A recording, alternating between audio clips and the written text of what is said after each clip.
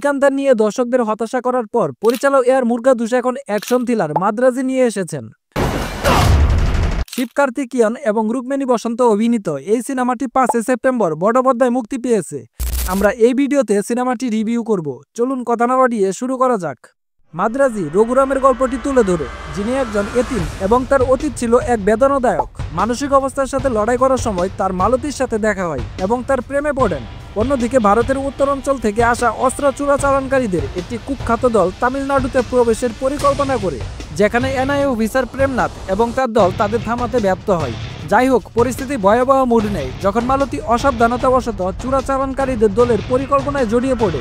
এখন রঘুরাম তার প্রেমকে বাঁচাতে কি করে এবং প্রেমনাথের পরবর্তী পরিকল্পনা কি সফল হয়েছিল, এই বিষয়গুলোই সিনেমায় তুলে ধরা হয়েছে। মাদ্রাজি একটি অনন্য কাহিনী উপস্থাপন করে, যা পরিচালকের তার আগের সমস্ত ছবির মতোই।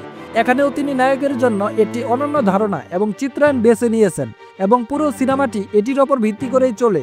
সিনেমাটি শুরু করে একটি উত্তেজনাপূর্ণ অ্যাকশন ব্লকের মাধ্যমে। এরপরে নায়কের ভূমিকা আসে, যে তার নিজের সমস্যা নিয়ে চলছে। যখন প্রকৃত নায়ক নায়িকার প্রেমের কাহিনী প্রকাশিত হয়, তখন গল্প আরও তীব্র হয়। একদিকে আমাদের কাছে একটি অ্যাকশন প্লট আছে এবং অন্যদিকে একটি সঠিক প্রেমের গল্প রয়েছে। তবে মাফিয়াদের সাথে জড়িত প্রেমের গল্প থেকে নায়কের অ্যাকশন প্লটটি ভালোভাবে ফুটে ওঠে না। মাদ্রাজি তামিল সিনেমার একটি নতুন গল্প উপস্থাপন করলেও এটি চিত্রনাট্যের সাথে লড়াই করে। প্রথমধ্যে সিনেমাটির গতি পিছিয়ে যায় এবং দ্বিতীয়তে দর্শকদের ধৈর্যের পরীক্ষা নেয়। সিনেমাটির প্রথমধ্যে 3টি গান একসাথে রাখা হয়েছে, যার কোনোটি গল্পে বেশি কিছু যুক্ত করে না। যদি এআর মুরগাদুস আরও শক্তিশালী স্ক্রিপ্ট লিখতেন, তাহলে এই চরিত্রগুলি এবং গল্পটি আরও ভালোভাবে এগিয়ে যেত।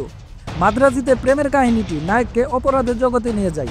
দুর্ভাগ্যবশত এসকে এবং রুকমিনী রসায়ন ভাগাভাগি করা সত্ত্বেও ক্লাইম্যাক্স দূরে সরে যায়। সিনেমাটিতে সবার অভিনয় ঠিকঠাক ছিল। মাদ্রাজি শিব কার্তিকেয়নের কাঁধের ওপর নির্ভর করে এবং তিনি সফল হন।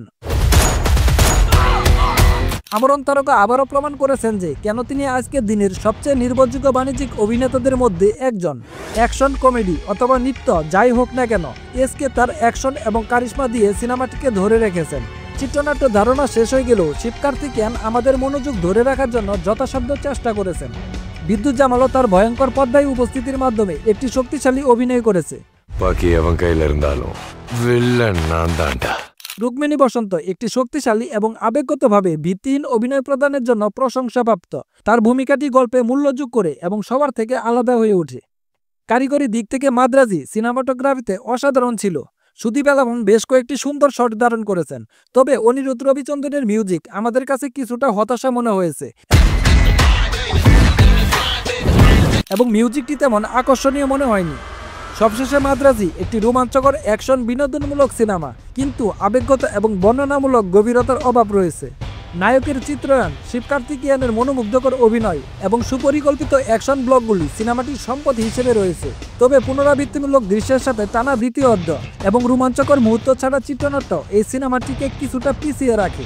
আপনি যদি শিব কার্তিকেয়নের সম্পূর্ণ অ্যাকশন হিরো রূপান্তর সিনেমা দেখতে চান, তাহলে এই সিনেমাটি আপনার জন্য। আমাদের পক্ষ থেকে রেটিং হচ্ছে 3 আউট অফ 5। ভালো থাকবেন সবাই।